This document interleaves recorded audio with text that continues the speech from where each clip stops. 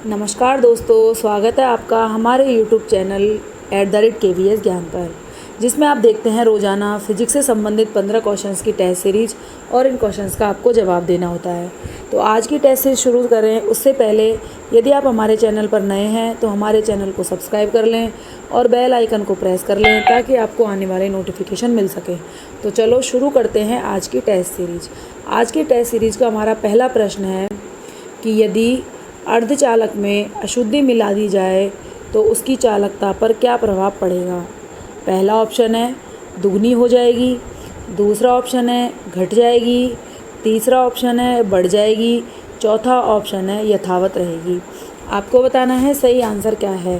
तो देखिए, इसका सही आंसर है ऑप्शन सी, बढ़ जाएगी। यानी कि जो अर्धचालक होते हैं, जैसे हमारा जर्मेनियम है, सिलिकॉन है, ये क्या है हमारे अर्धचालक। तो इनमें यदि हम अशुद्धि मिला दें तो अशुद्धि मिलाने से इनकी चालकता में क्या हो जाती है, वृद्धि हो जाती है। नेक्स्ट है हमारा क्वेश्चन नंबर सेकंड।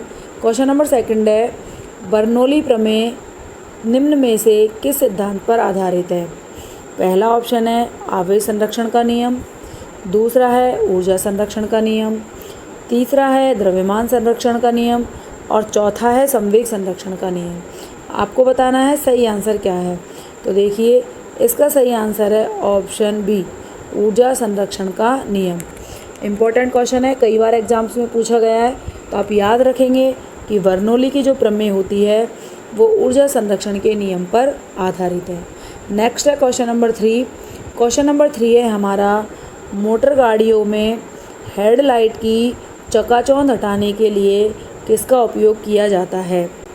पहला ऑप्शन है पॉलराइड, दूसरा ऑप्शन है उत्तल लेंस, तीसरा ऑप्शन है अवतल लेंस और चौथा ऑप्शन है फ्लिंट कांच। आपको बताना है सही आंसर क्या है। तो देखिए, इसका सही आंसर है ऑप्शन ए, पॉलराइड। यानी कि जो चकाचौंध होती है उसको हटाने के लिए किसका यूज़ करेंगे, पॉलराइड का। नेक्स्ट है क्वेश्चन नंबर 4। क्वेश्चन नंबर 4 है हमारा पेरिस्कोप किस सिद्धांत पर कार्य करता है। पहला ऑप्शन है अपवर्तन, दूसरा ऑप्शन है परावर्तन, तीसरा ऑप्शन है विवर्तन और चौथा ऑप्शन है विक्षेपण। आपको बताना है इनमें से सही आंसर क्या है। तो देखिए, इसका सही आंसर है ऑप्शन बी, परावर्तन। तो जो पेरिस्कोप होते हैं, पेरिस्कोप को क्या कहते हैं हम, पेरिस्कोप को हम कहते हैं परिदर्शी, और ये हमारा खाई या फिर निचले क्षेत्रों से ऊपर की तरफ देखने के काम आता है। तो ये किस सिद्धांत पर कार्य करता है, परावर्तन के सिद्धांत पर। नेक्स्ट है क्वेश्चन नंबर 5। क्वेश्चन नंबर 5 है हमारा प्रकाश तरंगे अनुप्रस्थ प्रकृति की होती है, क्यों। कारण बताना है आपको। 4 ऑप्शन दिए गए हैं, जिसमें पहला है ध्रुवण के कारण, दूसरा है व्यतिकरण के कारण, तीसरा है विवर्तन के कारण और चौथा है अपवर्तन के कारण। आपको बताना है सही आंसर क्या है। तो देखिए, इसका सही आंसर है हमारा ऑप्शन ए, ध्रुवण के कारण। यानी कि ध्रुवण जो घटना है उसके कारण प्रकाश की जो प्रकृति है वो कैसी होती है, अनुप्रस्थ होती है। यहाँ एक चीज़ आप ध्यान रखेंगे कि जो ध्वनि तरंगे हैं वो कैसी होती है, अनुदैर्ध्य प्रकृति की होती है, और हमारी जो ध्वनि तरंगे होती हैं वो ध्रुवण की घटना को प्रेक्षित नहीं करती है। तो ये इतना सा अंतर है ध्वनि तरंगों में और प्रकाश तरंगों में। नेक्स्ट है क्वेश्चन नंबर 6। क्वेश्चन नंबर 6 है हमारा कि ताप युग्म तापमापी किस सिद्धांत पर आधारित है। इसको हम थर्मोकपल तापमापी कहते हैं। क्या कहते हैं, थर्मोकपल तापमापी। तो कई बार आपको थर्मोकपल भी लिखा हुआ मिल सकता है। 4 ऑप्शन दिए गए हैं, जिनमें पहला है सीबेक के सिद्धांत पर, दूसरा है जूल के सिद्धांत पर, तीसरा है पेल्टियर के सिद्धांत पर और चौथा है उपरोक्त सभी। आपको बताना है सही आंसर क्या है। तो देखिए, इसका सही आंसर है ऑप्शन ए, सीबेक के सिद्धांत पर। तो जो हमारे थर्मोकपल तापमापी होते हैं वो किस पर कार्य करते हैं, सीबेक के सिद्धांत पर। नेक्स्ट है क्वेश्चन नंबर 7। क्वेश्चन नंबर 7 है हमारा वर्ण विक्षेपण की घटना किस सिद्धांत पर आधारित है। पहला ऑप्शन है विवर्तन, दूसरा ऑप्शन है परावर्तन, तीसरा ऑप्शन है व्यतिकरण और चौथा ऑप्शन है अपवर्तन। आपको बताना है सही आंसर क्या है। तो देखिए, इसका सही आंसर है ऑप्शन डी, अपवर्तन। ठीक, तो ध्यान रखना है वर्ण विक्षेपण की जो घटना है वो हमारी किस पर आधारित है, अपवर्तन पर। वर्ण विक्षेपण की घटना हम इससे पहले वाली टेस्ट सीरीज में देख चुके हैं। वर्ण विक्षेपण होता है हमारा कि जब कोई प्रकाश की किरण प्रिज्म से गुजरती है तो गुजरने के पश्चात ये 7 रंगों में विभक्त हो जाती है, और ये ही हमारा क्या कहलाता है, वर्ण विक्षेपण। नेक्स्ट है क्वेश्चन नंबर 8। क्वेश्चन नंबर 8 है हमारा हुक का सिद्धांत किससे संबंधित है। पहला ऑप्शन है दाब से, दूसरा ऑप्शन है प्रत्यास्था से, तीसरा ऑप्शन है रेडियोधर्मिता से, और चौथा ऑप्शन है शांता से। आपको बताना है सही आंसर क्या है। तो देखिए इसका सही आंसर है ऑप्शन बी, प्रत्यास्थता। किससे संबंधित है, प्रत्यास्थता से। यानी कि हुक का जो नियम है, हुक ने एक नियम दिया था प्रतिबल और विकृति के मध्य में, वो किससे संबंधित है, हमारा प्रत्यास्थ। तो हुक ने कहा था कि जो प्रतिबल होता है वो हमारा विकृति के समानुपाती होता है, ये हुक का नियम था। नेक्स्ट है क्वेश्चन नंबर 9। क्वेश्चन नंबर 9 है हमारा निम्न में से प्राथमिक रंग नहीं है। पहला ऑप्शन है लाल, दूसरा है हरा, तीसरा है नीला, चौथा है पीला। आपको बताना है सही आंसर क्या है। तो देखिए इसका सही आंसर है ऑप्शन डी, पीला। पीला हमारा सेकेंडरी कलर है, यानी कि द्वितीयक कलर है। प्राथमिक कलर कौन कौन से हैं, लाल, हरा और नीला। ठीक है, LGB, लाल, हरा, नीला, ये तीनों हमारे क्या हैं, प्राथमिक कलर है। नेक्स्ट है क्वेश्चन नंबर 10। क्वेश्चन नंबर 10 हमारा बहुत ही इंपॉर्टेंट है, कई बार एग्जाम्स में पूछा गया है, तो इसे ध्यान से देखिएगा। क्वेश्चन नंबर 10 है हमारा प्रत्यावर्ती धारा परिपथों में प्रत्यावर्ती परिपथ मापते हैं। पहला ऑप्शन है धारा का औसत मान, यानी कि I एवरेज। दूसरा है धारा का वर्ग माध्य मूल मान, यानी कि IRMS।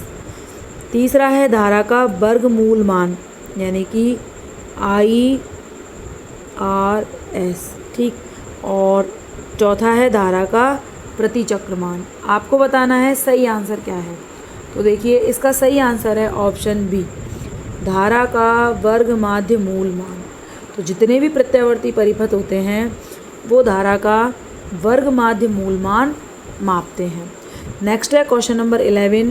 क्वेश्चन नंबर 11 है हमारा प्रकाशिक तंतु किसके बने होते हैं।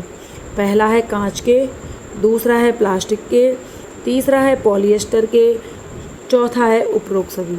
आपको बताना है सही आंसर क्या है। तो देखिए इसका सही आंसर है ऑप्शन डी, उपरोक्त सभी। यानी कि प्रकाशिक तंतु हमारे कांच, प्लास्टिक या पॉलिएस्टर किसी के भी बने हो सकते हैं, और ये किस पर आधारित होते हैं, पूर्ण आंतरिक परावर्तन की घटना पर आधारित होते हैं। पहले देख चुके हैं हम इस क्वेश्चन के बारे में भी, तो आप याद रखेंगे, इम्पोर्टेंट क्वेश्चन है। नेक्स्ट है क्वेश्चन नंबर 12। क्वेश्चन नंबर 12 है हमारा प्रकाश का वेग सर्वप्रथम किसने मापा। पहला ऑप्शन है न्यूटन, दूसरा है रोमर, तीसरा है हाइजेन, चौथा है रमन। आपको बताना है सही आंसर क्या है। तो देखिए इसका सही आंसर है ऑप्शन बी, रोमर।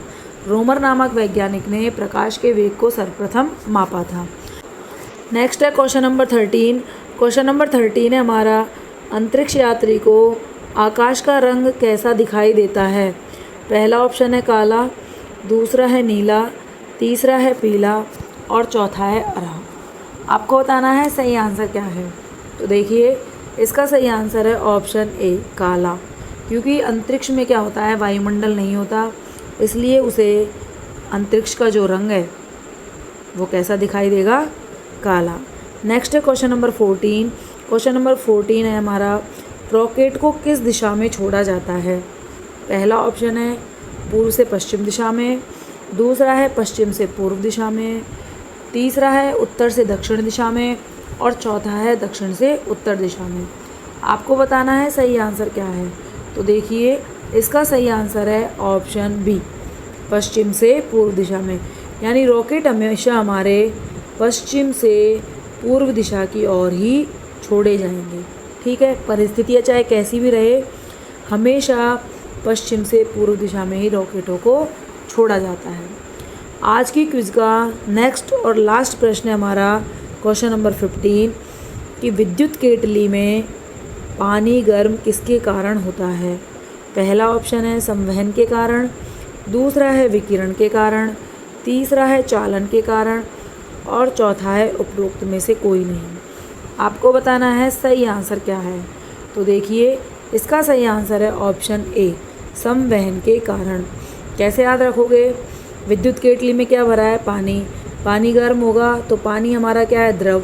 और द्रव में क्या चलती है हमारी? संवहनी धाराएं। तो इन संवहनी धाराओं के कारण हमारा पानी क्या हो जाएगा?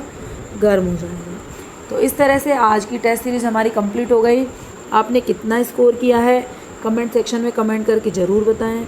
कल फिर मिलते हैं एक नई टेस्ट सीरीज़ के साथ। तब तक के लिए टेक केयर, बाय बाय।